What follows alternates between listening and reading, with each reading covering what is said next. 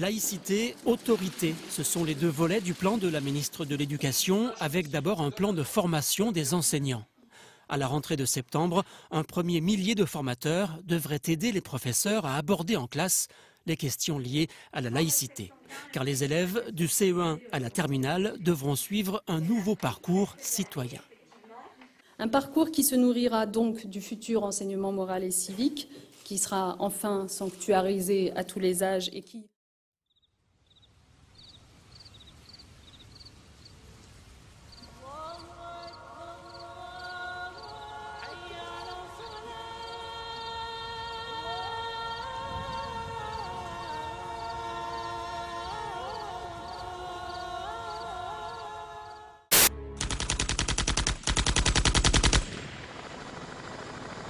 Quand l'ouragan Katrina frappa la Nouvelle-Orléans en août 2005, le monde découvrit avec stupéfaction une sorte d'apartheid du désastre.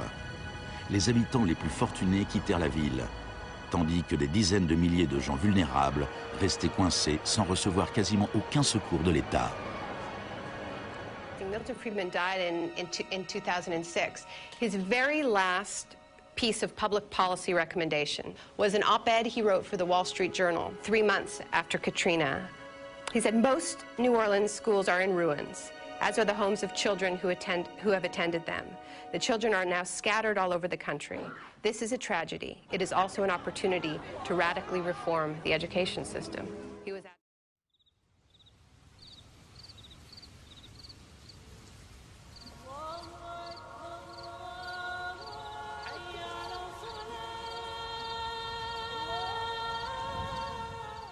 Je suis un peu fatiguée de voir que quand les peuples décident un vote, on décide par je ne sais quel moyen, toujours dans les coulisses, de changer ce vote.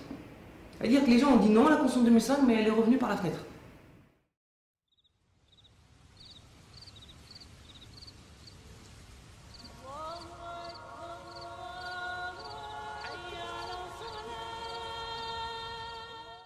C'est la pire loi que la gauche puisse proposer aujourd'hui, en tout cas depuis 2012. 106 articles, 19 ordonnances qui vont suivre. Le travail le dimanche, ça c'est ce qui est le plus connu, mais il y a aussi le travail de nuit, jusqu'à 23h59, en soirée, comme ils disent. Il y a la facilité de licenciement. Il y a au moins 4 mesures qui vont faire que même les gens qui sont licenciateurs ne pourront pas obtenir d'indemnité ni être réintégrés. Vous avez la case de l'inspection du travail, la suppression du droit pénal du travail, et finalement le recul le plus spectaculaire du droit du travail qu'on pourra avoir eu depuis le Conseil national de la résistance et la fin de la Seconde Guerre mondiale. On nous a présenté ça comme une loi d'avenir, c'est une loi du 19e siècle. Et en général, c'est la dérégulation. Alors, pourtant, nous, on le sait. Quand on dérégule, ça augmente le chômage. Ce qui permet de lutter contre le chômage, c'est la loi et la régulation. Il n'y a pas d'exemple contraire depuis qu'il y a eu une augmentation des facilités de licenciement. Le chômage a toujours augmenté. Et cette loi Macron va être une loi pour le chômage. Ça va être une loi contre les salariés. Ça va être une loi rétrograde à 100%. Pourquoi quelqu'un qui se prétend de gauche, qui est dans un gouvernement de gauche, ose-t-il faire ça? Et pourquoi l'ensemble de la société et le syndicat ne sont-ils pas vent debout? S'il y avait le début d'une loi comme ça, écoutez-moi bien, qui soit mise en place dans d'autres circonstances, on serait tous en manifestation. Permettez-moi de vous dire que ces manifestations méritent plus de 3 à 4 millions de personnes. Ce qui se passe est grave. Alors, il faut...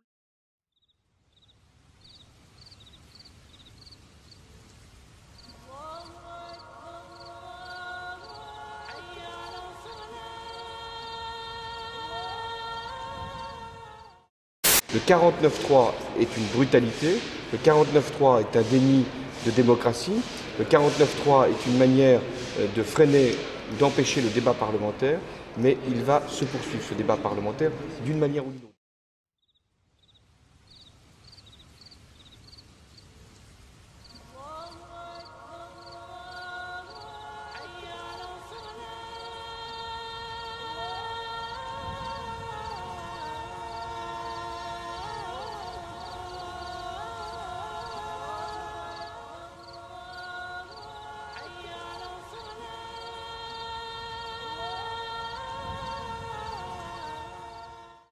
La pièce d'identité, c'est un élément essentiel. Ça paraît dingue, une pièce. D'abord, Ces gens-là sont des guerriers, visiblement très formés, méthodiques, avec beaucoup de sang-froid. Et ils oublieraient une carte d'identité dans une voiture. C'est effectivement assez étonnant parce que... Une carte d'identité au nom de Saïd Kouachi. Si c'est une carte d'identité des deux hommes, ça trancherait sévèrement avec le professionnalisme barbare dont ils ont fait la preuve hier matin. C'est vrai, Christophe, parce que jusqu'ici, il n'y a aucun grain de sable dans le déroulement de leur opération, sinon l'accident de voiture avec la Clio noire dans le 19e arrondissement, et puis cette carte d'identité qu'on retrouve, mais sinon, il n'y a aucune faille dans le déroulement, dans le scénario qui a été monté par eux, forcément, puisque tout était préparé, suivi ensuite, respecté jusqu'au repli, puisqu'ils avaient décidé donc de repartir, hein, de ne pas se faire tuer là-bas. Et donc la seule faille, c'est ce document retrouvé dans la voiture.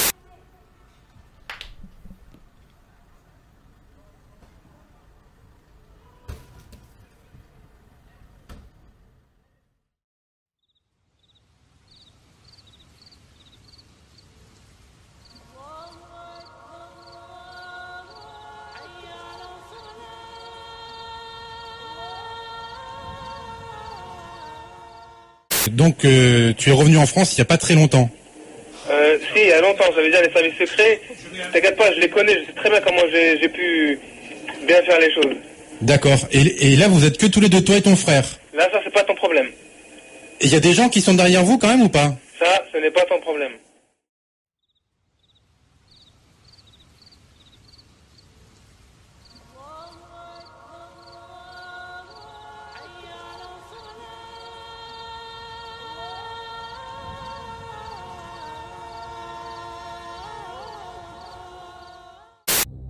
La vidéo nous place dans la peau d'un jeune qui navigue sur les réseaux sociaux.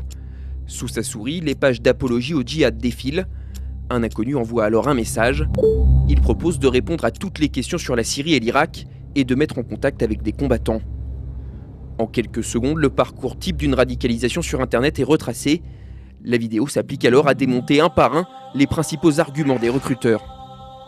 Ils te disent « sacrifie-toi à nos côtés, tu défendras une juste cause ». En réalité, tu découvriras l'enfer sur terre et tu mourras seul, loin de chez toi. À chaque fois, la couleur s'oppose au noir et blanc, les images de propagande à celles de l'horreur de la guerre. La vidéo se déclenche automatiquement à chaque connexion sur le site Stop Djihadisme.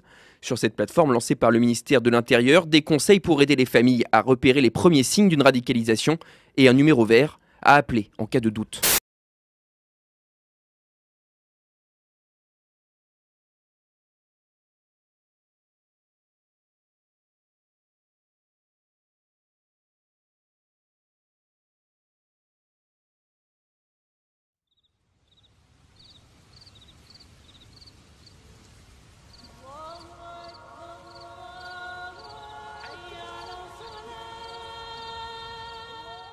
Anciens amis, je leur parle plus parce que y en a, ils sont gauchistes et tout, et j'aime pas trop les gauchistes, donc je leur parle pas trop. J'ai abandonné l'école pour faire une formation, parce que bien sûr l'école, c'était pas mon truc, donc je l'ai abandonné. Et j'ai arrêté surtout de faire du sport, monsieur. D'accord. Donc est-ce que vous pensez que je suis un futur djihadiste ou pas? Non, pas du tout. Est-ce que vous êtes musulman pratiquant déjà? Alors je suis musulman et je suis pratiquant. Est-ce que vous estimez, par exemple, qu'il y a un complot international contre les musulmans, toutes ces choses-là? Sincèrement, je trouve que vous en faites un tout petit peu trop. On en fait un petit peu trop. Écoutez, monsieur.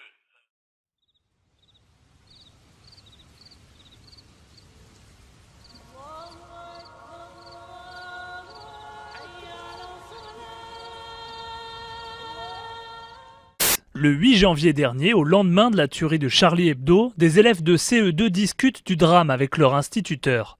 Êtes-vous Charlie? Non. Pourquoi? Parce qu'ils ont caricaturé le prophète. Moi, je suis avec les terroristes. Le professeur alerte alors son directeur. L'enfant et ses parents sont convoqués. Mais 13 jours plus tard, le directeur de l'école va plus loin. Il dépose plainte contre le père de l'enfant pour apologie du terrorisme. Résultat, hier, avec son père, l'enfant a été entendu près de 2 heures par la police lors d'une audition libre. On lui a posé les questions.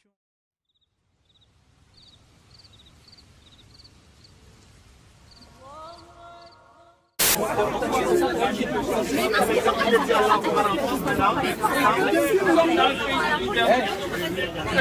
suffit. Oui, mais c'est ça, elles sont libres. Elles sont libres. Il y a 1000 personnes mortes de jour à Palestine, mais personne ne l'ouvre la bouche. Mais il y a 12 personnes de morts en France et tout ça, les personnes, elles font marche. Elles aussi, elles peuvent s'exprimer.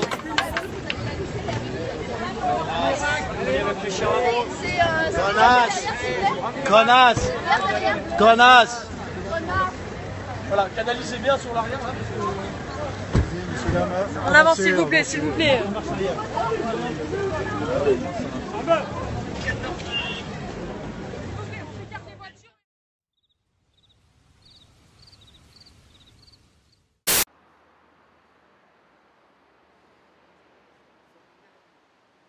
Ici, donc, le commissaire est rentré, ce qu'elle m'a dit, donc ma femme, que le commissaire était rentré à la maison, d'accord, et il a pris donc avec les assistantes, et ils ont dit de faire un sac pour les enfants. Ils ont pris donc, le petit qui a 3 mois, qui était en train d'allaiter, et là ils ont pris celui qui a 1 an et demi, et celui qui a 5 ans, il avait la fièvre, donc ils l'ont pris aussi, et ils sont partis finir pour prendre les enfants qui étaient à l'école.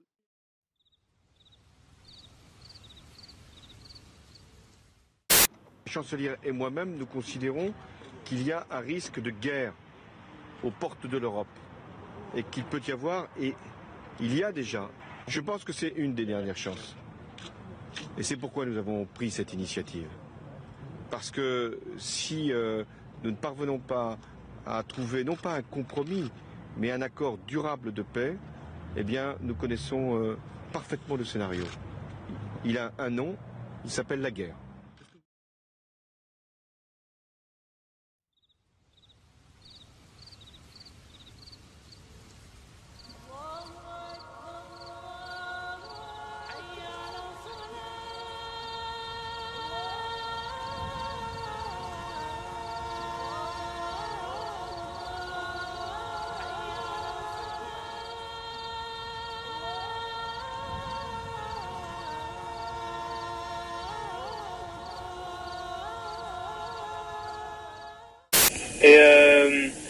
Et que j'ai été envoyé, moi, Chérif Kouachi, par Al-Qaïda du Yémen. D'accord, d'accord. Et que je suis parti là-bas et que c'est Cheikh Anwar Al-Awlaqi qui m'a financé. Rahimahullah. J'ai aidé dans son projet en lui donnant quelques milliers d'euros pour qu'il finisse à boucler ce qu'il avait acheté. Je m'adresse tout d'abord au calife des musulmans, Abu Bakr al-Baghdadi, calife Ibrahim. J'ai fait allégeance au calife dès la déclaration du califat.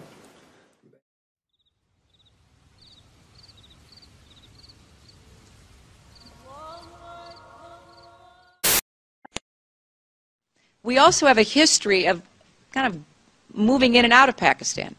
I mean, let's remember here, the people we are fighting today, we funded 20 years ago. And we did it because we were locked in this struggle with the Soviet Union. They invaded Afghanistan, and we did not want to see them control Central Asia.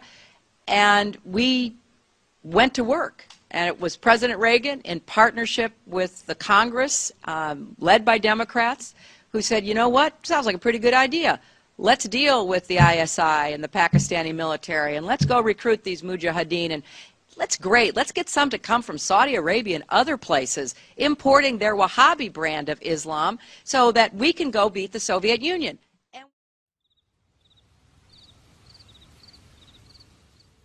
Look, ISIS got started through funding from our friends and allies, because as people will tell you in the region, if you want somebody who will fight to the death against Hezbollah.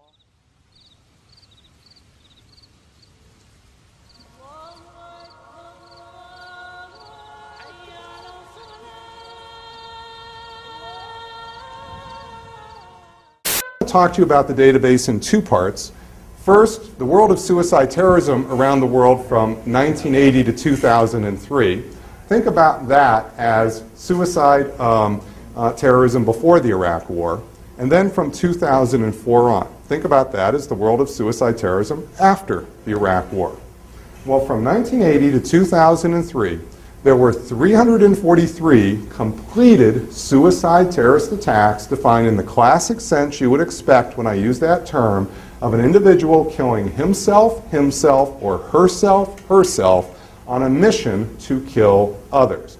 That's what we're tracking. That's classic definition. The world leader during this period is not, and I want to score, not an Islamic group. They're the Tamil Tigers in Sri Lanka, a Marxist group, a secular group, a Hindu group. The Tamils in Sri Lanka did more suicide attacks than Hamas or Islamic Jihad. Further, at least a third of all Muslim suicide attacks are by purely secular groups such as the PKK in Turkey, which is another Marxist, read anti-religious suicide terrorist group. Notice over 50% are not associated with Islamic fundamentalism. Now think about that for a moment. What do most people think is driving suicide terrorism? Religion. Any older religion? No. Islamic fundamentalism. It doesn't hold up, ladies and gentlemen. It simply doesn't hold up. The facts don't fit.